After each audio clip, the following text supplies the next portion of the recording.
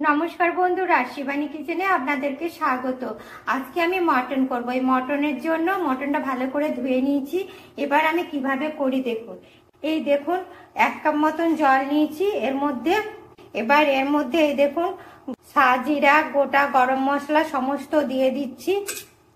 এই দেখুন আদা দিলাম, এই দেখুন রসুন দিয়ে দিচ্ছি। এবার এই দেখুন কাঁচা লঙ্কা দিলাম। এবার এর মধ্যে আমি এই দেখুন মাংসটা দিয়ে দিচ্ছি। এবার এর মধ্যে এই দেখুন পেঁয়াজ দিচ্ছি, হলুদ দিলাম, পরিমাণ মতন লবণ দিলাম, সর্ষের তেল দিয়ে দিচ্ছি দেখুন। দিয়ে এটাকে আমি এবার ঢাকা দিয়ে 2 হুইসেল। এই দেখুন বন্ধুরা, একটা বাটিতে আমি 2 চামচ দই নিয়েছি।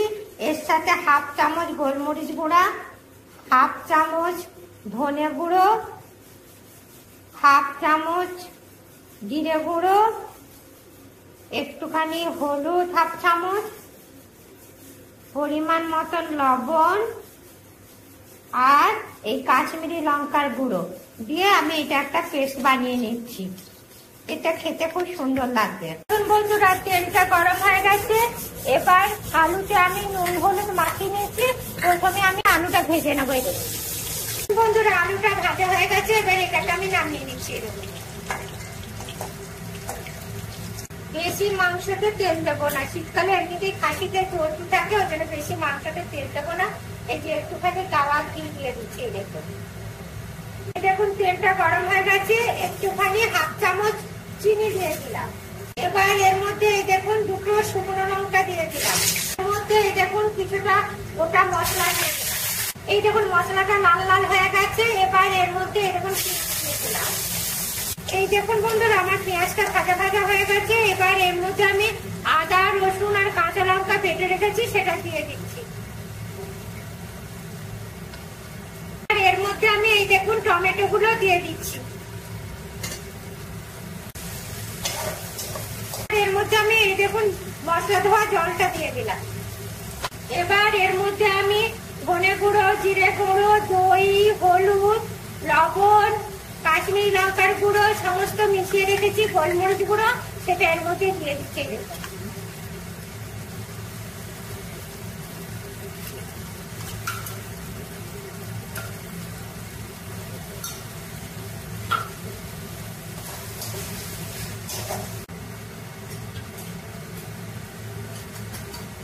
এবার এই মশলা ধোয়া জলটা এর মধ্যে দিয়ে দিলাম।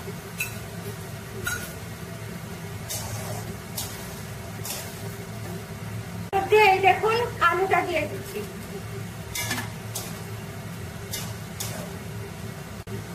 এবার এটাকে আমি একটু ঢাকা দিয়ে দিলাম। এই দেখুন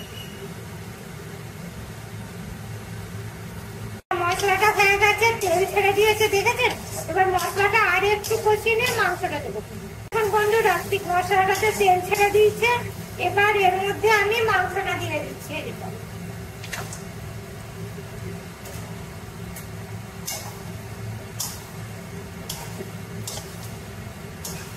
দেখুন বন্ধুরা, মাংসের স্টকটা একটুখানি এর মধ্যে দিয়ে দিচ্ছি।